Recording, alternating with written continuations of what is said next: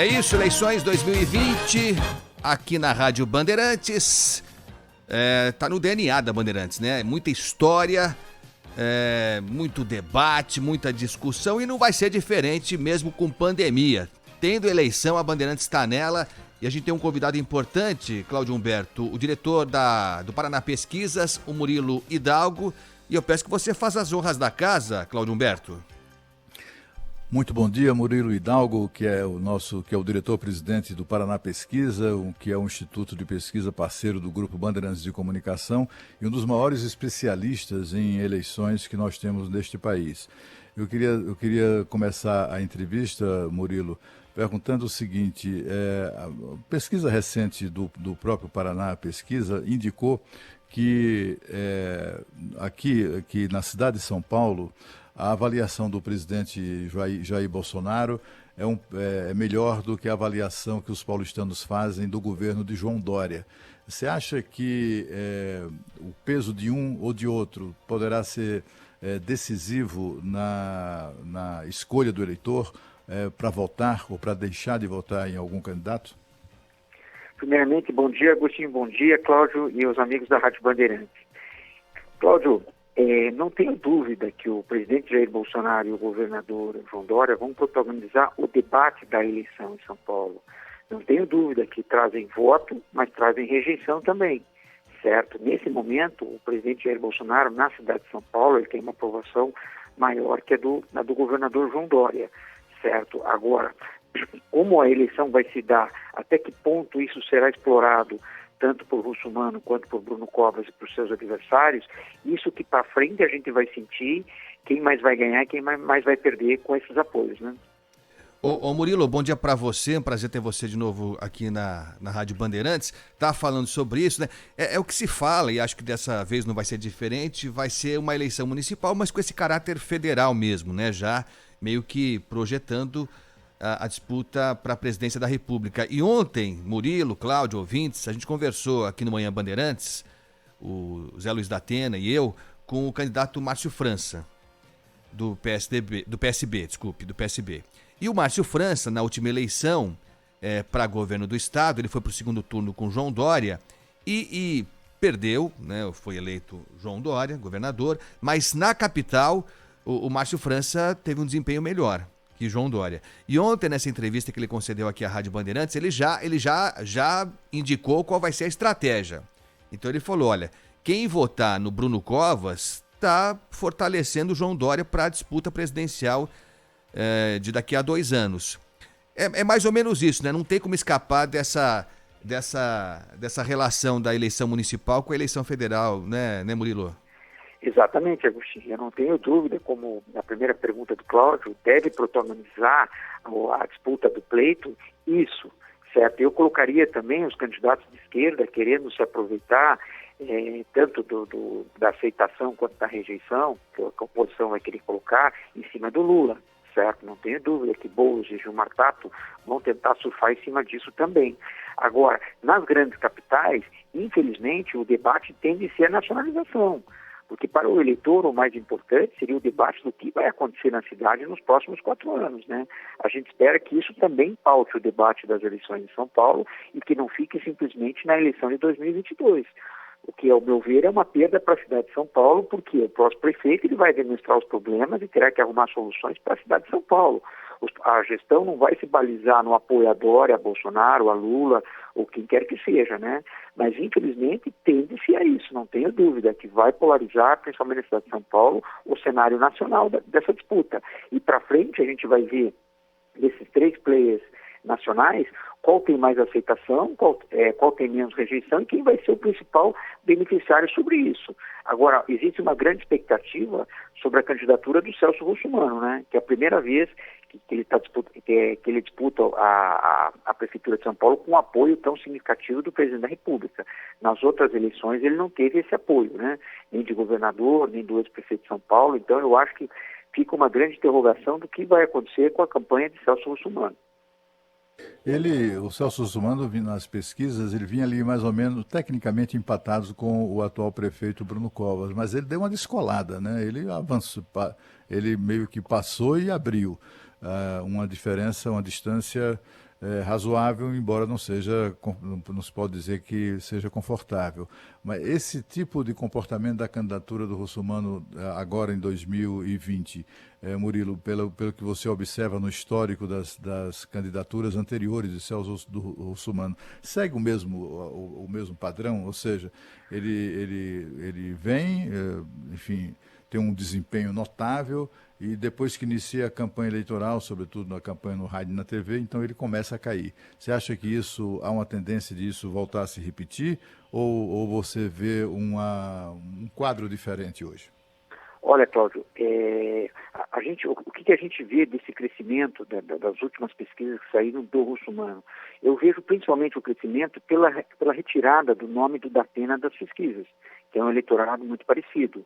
Eu acho que o grande beneficiário com a retirada da candidatura do Datena foi o Russomano, por isso que ele deu essa crescida. Outro fator que chama a atenção do Bruno Covas, o Bruno Covas deu uma crescida no segundo semestre do ano passado, até o primeiro trimestre, ele veio para casa dos 20% dos votos. Depois, ele está tendo dificuldade de ultrapassar essa barreira, o que é um dado preocupante, ao meu ver, ao Bruno Covas.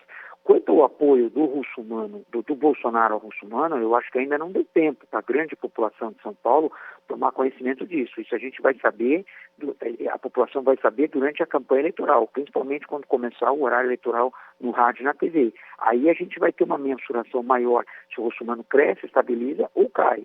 Mas isso a gente vai ver mais para frente. Mas a grande expectativa que tem sobre a candidatura do Russomano dessa vez é se o Bolsonaro vai conseguir segurar os percentuais dele, esse que eu acho que é o principal ponto da candidatura Russomano, para levá-lo ao segundo turno pela primeira vez, né?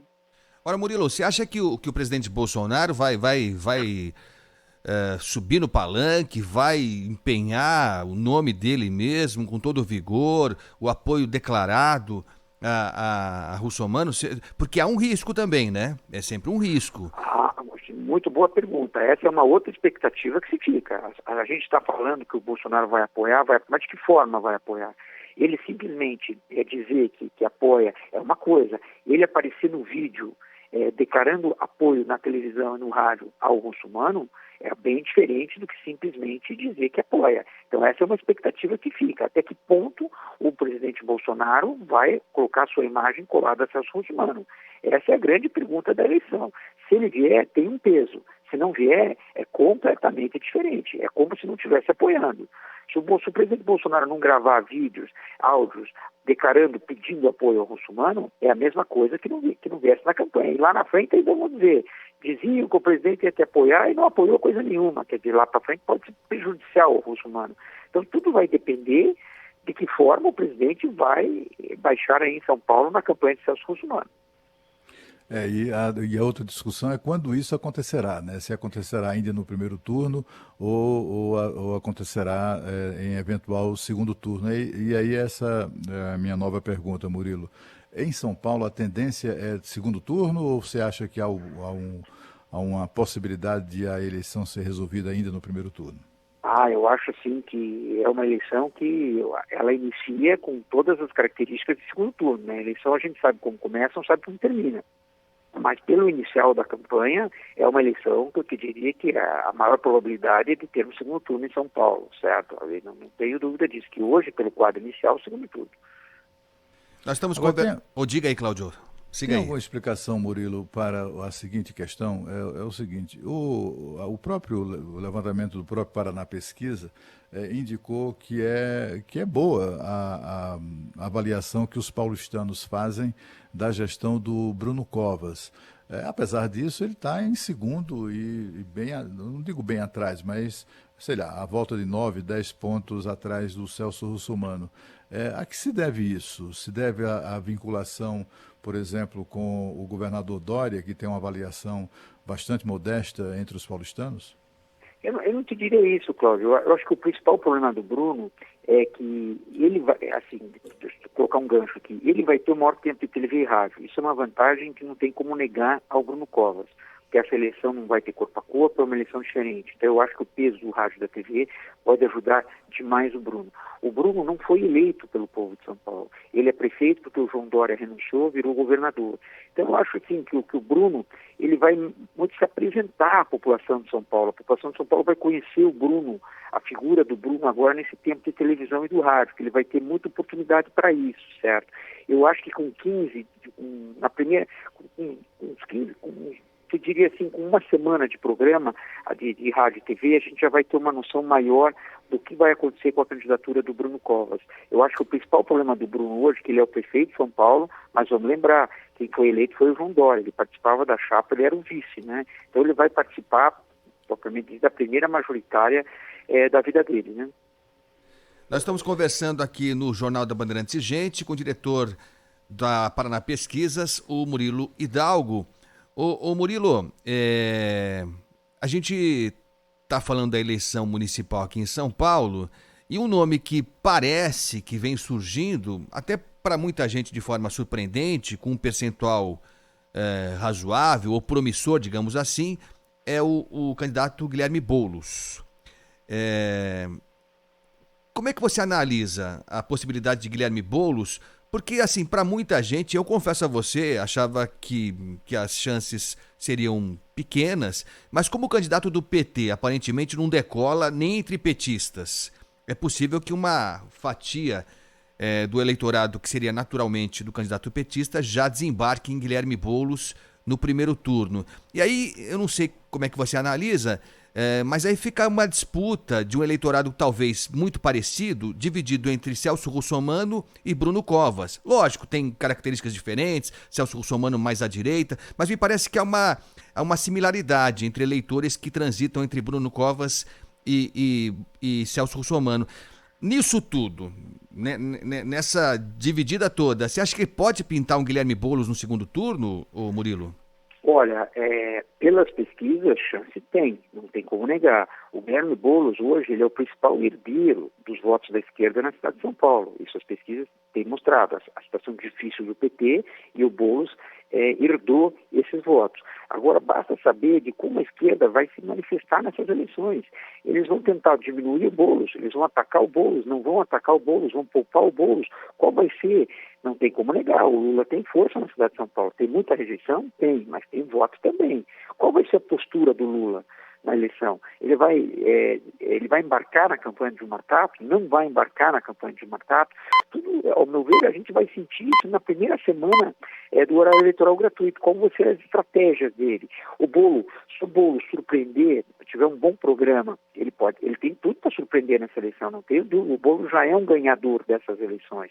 Agora, a gente vai ver com uma semana de horário eleitoral se ele consegue se manter ou não, levando em conta que ele tem pouquíssimo tempo de TV e de rádio também. Vamos deixar isso claro, também o Boulos, o partido é pequeno, pouquíssimo, e o PT tem maior tempo de televisão que ele.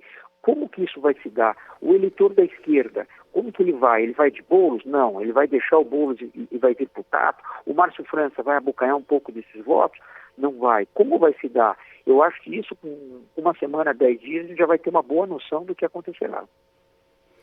Murilo, eu tenho uma questão que às vezes, já escrevi sobre isso, já conversamos sobre isso, que o declínio do PT, né, do Partido dos Trabalhadores. É um partido que mais um pouco e vai se transformar num partido nanico, né? Aí a gente percebe como em São Paulo, em diversas outras capitais, ou na maioria das capitais, pelo menos na maioria das cidades, das 100 maiores cidades do Brasil, não há candidaturas relevantes do PT. Há no Recife a candidatura de Marília Arraes, que é muito forte, lidera as pesquisas, etc., mas tem muito, muito mais a ver com as características, com as qualidades, né, da candidata do que propriamente com o fato dela ser filiada ao PT. Mas nós temos essa questão em São Paulo, né, do Boulos com a intenção de votos, por enquanto, muito superior à do candidato do PT. Temos o caso de Porto Alegre, pela primeira vez o PT não terá candidato, enfim, competitivo, né? a candidatura, e a gente percebe que o PT está virando digamos assim, um partido acessório, né? Um partido coadjuvante, deixando de ser protagonista para ser coadjuvante das esquerdas. É isso mesmo? Que tipo de previsão é possível fazer agora sobre o desempenho do PT nas urnas em novembro deste ano? Eu acho que o PT, essa eleição, inicialmente, como a eleição se inicia, Cláudio, muito difícil para o PT. Você vê candidatos do PSOL e do PCdoB nas principais cidades, não disputam na frente dos candidatos do PT. Como você falou, está virando um pouco acessório desses partidos de esquerda, não é mais o protagonista.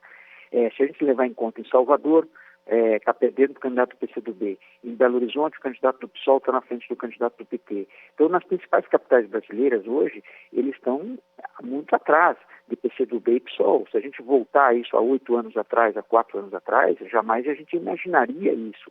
Eu acho que o momento hoje é muito difícil para o PT, mas muito difícil para o PT. E agora fica a mesma dúvida.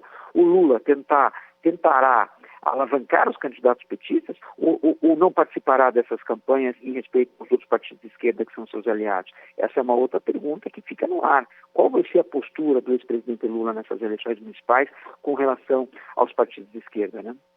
Aliás, nesse sentido, Murilo, o que explica o Gilmar Tato como candidato do PT?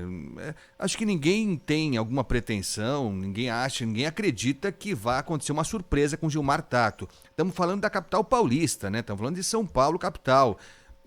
Qual vai ser o papel do Gilmar Tato? Tentar defender algumas bandeiras do PT no horário gratuito, em debates, discutir questões nacionais? O que está por trás da escolha do Gilmar Tato? Boa pergunta, né? É uma excelente pergunta, é uma excelente expectativa também. A grande expectativa que eu tenho em São Paulo é qual vai ser como que o Lula vai ver essa eleição de São Paulo. Ele entrará na campanha de Gilmar Tato? Não entrará? Ficará olhando o desempenho do Boulos para não tentar prejudicar tanto a candidatura do Boulos, porque o Lula tem um peso. Como é que isso vai ficar na eleição de São Paulo? É muito difícil a situação. Eu acho hoje muito difícil a situação do PT, porque para o Lula também, ele entrar na campanha do Gilmar Tato e o Gilmar Tato não cresce. Como é que fica para o Lula? Situação difícil também. Eu acho que a situação do PT em São Paulo é muito difícil. E outra coisa, qual vai ser a postura do Gilmar Tato num primeiro momento em relação a Guilherme Boulos? Ele tentará o ataque, porque o eleitor é muito parecido. Porque o jeito mais fácil do Gilmar Tato crescer hoje, não tenho dúvida, seria a queda do Boulos. Agora, como que isso se dará nessa campanha? É uma interrogação que fica. Qual vai ser a postura do Tato, do Lula e do PT nessa campanha, principalmente por causa do desempenho do Guilherme Boulos, né? Murilo, a gente não, né? Assim, há pessoas que costumam desdenhar, né, da capacidade do eleitor, capacidade de discernimento do eleitor, do cidadão brasileiro, né? A gente vê aí, por exemplo, a campanha publicitária que está no ar em todo o país da Justiça Eleitoral, do Tribunal Superior Eleitoral, com uma campanha muito voltada para contra fake news, etc. e tal. Assim, parece até uma coisa exagerada, parece até uma eleição contra a fake news, né? Quando, na verdade, vamos estar escolhendo vereadores e prefeitos que vão administrar as nossas cidades. Mas eu tô falando desse preâmbulo só para destacar uma pesquisa, um levantamento nacional feito pelo Paraná Pesquisa para o site Diário do Poder, publicada hoje essa pesquisa, mostrando que quase 60% dos entrevistados no Brasil todo, 58,8%, disseram que, olha, eles não têm nenhum problema de identificar o que é fake news e o que é notícia verdadeira, entre o que é fake e o que é fato, né? Sim, 60%. Isso confirma essa tese de que muita gente, até de forma arrogante, elitista, acha que o povo não sabe de nada e que ele tem que ser ensinado a votar, assim como tem que ser ensinado a discernir entre o que é falso e verdadeiro numa campanha eleitoral? Olha, Cláudio, eu prefiro ver pelo outro lado essa pesquisa que a gente fez com o site Diário do Poder. Eu vejo pelo outro lado. Se a gente for ver, quase 40% não sabe identificar, Cláudio, o que é muita gente. É muita gente. Então, quer dizer, ainda, infelizmente, as fake news terão um peso muito forte nessas eleições. Aí cabe ao TSE, às autoridades, tentar combater as fake news. Porque é muita gente, tem quase 60%, que nem você disse, que sabe identificar, mas tem o outro lado que não sabe identificar, o que é muita gente. São o que 36,1 dos que não sabem identificar, né? Não, o que é mas muita gente. O que mostra que, infelizmente, as fake news ainda terão muita força nessas eleições. Por isso que elas devem ser muito combatidas. Já no início, para dar exemplo, né, Cláudio? Essa discussão é essencial. Né? E o que me parece também, Cláudio, ouvintes, Murilo, isso não sou eu quem diz, é quem estuda esse fenômeno que é mundial, não é brasileiro. Você fala, não, no Brasil, o cidadão brasileiro é mal informado, não gosta de política. Tudo isso é um pouco verdade, mas fake news é um fenômeno, lamentavelmente, mundial. Eu acho que tem um pouco também, quando a gente fala fake news, talvez não seja a definição ideal. As pessoas recebem as informações e se eu vou colocar informação entre aspas, algo, recebe uma mensagem, um texto, um vídeo e tal, de alguma forma, e se aquilo coincide com o que ela pensa na vida, ela retransmite. Acho que as pessoas não estão muito preocupadas se é verdade ou não. Elas querem convencer os outros, querem reforçar as teses que elas já têm. Não é mais ou menos por aí, Murilo? Por aí, Eugênio. E principalmente quando vai chegando na reta final da eleição, o eleitor ele vira torcedor. Ele começa a torcer para o seu candidato. Aí ele não quer saber se aquilo é positivo ou negativo, ele acaba apostando na torcida. Ele perde um pouco com a razão. Então as pessoas têm que ter um pouco de responsabilidade para não transmitir fake news, para não virarem torcedores fanáticos e acabarem não pensando mais e simplesmente disseminando mentiras e calúnias, né? Esse eu acho que é o grande problema da eleição. Chega na reta final, o eleitor, uma boa parcela vira torcedor, que nem de time de futebol, não enxerga mais nada, né? Simplesmente ele quer que o candidato dele ganhe a qualquer custo. Então isso é muito ruim para a democracia. A gente pede que as pessoas tenham respeito aos outros adversários, gostando ou não gostando. Não é justo disseminar mentiras sobre o adversário também, né? Então é uma coisa que o eleitor tem que contribuir também com isso, né? Se bem que para identificar se uma informação é falsa ou verdadeira, dá um Google, né? Dá um Google. Se a informação tivesse sido divulgada, apurada e divulgada por veículos formais de comunicação, né, merecedores de crédito, e aí você vai ver se é verdadeiro ou se não é. Agora, essa questão de mentir, candidatos mentirem durante a campanha, isso é tão velho quanto a própria democracia, né, Murilo? Isso tem muita hipocrisia nessa história toda, né? Agora o Tribunal Superior Eleitoral criou uma comissão com parceiros, né? E convidou lá vários personagens lá como parceiros de um programa chamado Desinformação, que é para combater a fake news. A maioria numérica dos integrantes desse conselho são representantes dos partidos políticos, que são simplesmente os maiores mentirosos de que se tem notícia na história da humanidade, né? Aliás, o Otto von Bismarck, citado esses dias aqui pelo professor Delfim Neto, disse lá nos anos 1870, né, um estadista alemão, ele disse lá que nunca se mente tanto como em véspera da eleição, durante uma guerra e depois de uma caçada, né? Quer dizer, eles mentem, mas mentem desesperadamente, mentem com convicção, né? Político mente para ser eleito, para ganhar voto. E são esses políticos que vão definir o que é fake e o que é fato. É, no mínimo, curioso isso, né? E principalmente, né, Cláudio, a gente torce para a Justiça Eleitoral esse ano, ela haja rápido. Vou fazer um desabafo aqui, nós da Paraná Pesquisas, semanalmente desmentindo 2, 3 pesquisas por esse Brasil de pesquisas que nós não fizemos. Chega cópias, réplicas perfeitas de pesquisas, imitações, né, que a gente não fez. E a gente denuncia, a gente pede para que denunciem, mas a gente não viu até agora ninguém ser punido também, né, Cláudio? É muito difícil combater as fake news também. A gente pede, assim, que as autoridades judiciais e policiais ajam de forma mais rápida com relação às fake news também, para dar exemplos, né? Eu acho que isso ajudaria muito, né? É isso. Bom, para encerrar da minha parte aqui, Murilo, você falou durante uma das respostas que essa eleição de fato tem uma característica diferente, a disputa, né? A campanha eleitoral, porque a princípio não vai haver aglomeração, não vai haver comício, não vai haver nada, ela vai ser muito pela propaganda obrigatória e pela ação digital, pelas redes sociais. Que você está esperando de diferente aí, tanto na campanha e em que medida essas mudanças podem interferir até no resultado, hein, Murilo? Olha, Agostinho, a gente espera, principalmente dos partidos menores e dos partidos e das coligações que não têm muito tempo de televisão, uma campanha mais forte, mas muito mais forte que a gente já viu anteriormente nas mídias sociais, né? Porque não vai ter outra forma deles fazerem campanha. Então isso eu acho que tende a mudar um pouco a característica da campanha, certo? Principalmente por esses candidatos não terem esse tempo no rádio e na televisão, e a forma vai ser as mídias sociais. Outra coisa que fica, que é a grande pergunta, né? Como que as mídias sociais vão tratar as eleições brasileiras? Eles vão bloquear? Eles vão liberar? Eles vão facilitar? Não vão? Já imaginou se as mídias sociais, as principais mídias sociais resolvem bloquear lá na frente publicidades políticas, impulsionamentos? Como que se daria a campanha no Brasil, então? Quer dizer, são todas perguntas que ficam que a gente ainda não tem respostas, né? Murilo, minha pergunta final. Na eleição deste ano, a tendência é o quê? É uma vitória retumbante do bolsonarismo ou uma derrota acachapante? Olha, eu acho que o presidente Bolsonaro, ele acerta nisso. Ele terá muito poucos candidatos, né, Cláudio? Eu acho que o presidente Bolsonaro, pelas entrevistas que ele tem dado e pelo que se sente, ele não vai sair apoiando candidatos pelo Brasil, o Brasil inteiro.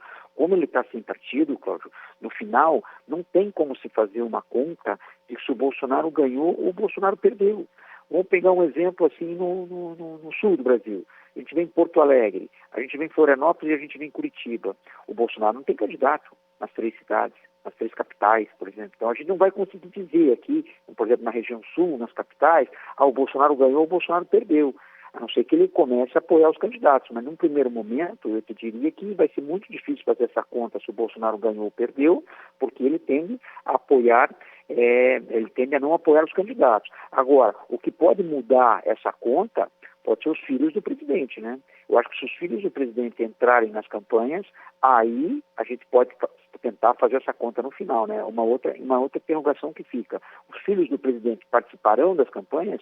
Eles darão a imagem de que é o presidente que está apoiando ou não? Ou o presidente vai segurar os filhos também, né? Essa é uma outra interrogação na campanha. Murilo Hidalgo, diretor do Paraná Pesquisas, muito obrigado pela atenção mais uma vez aqui com a Rádio Bandeirantes. A gente vai conversar muito daqui para frente e acho que cada vez mais, viu, Murilo? Eu que agradeço a oportunidade, sempre à disposição dos amigos da Bandeirantes, e um bom final de semana a todos. Valeu. Abraço.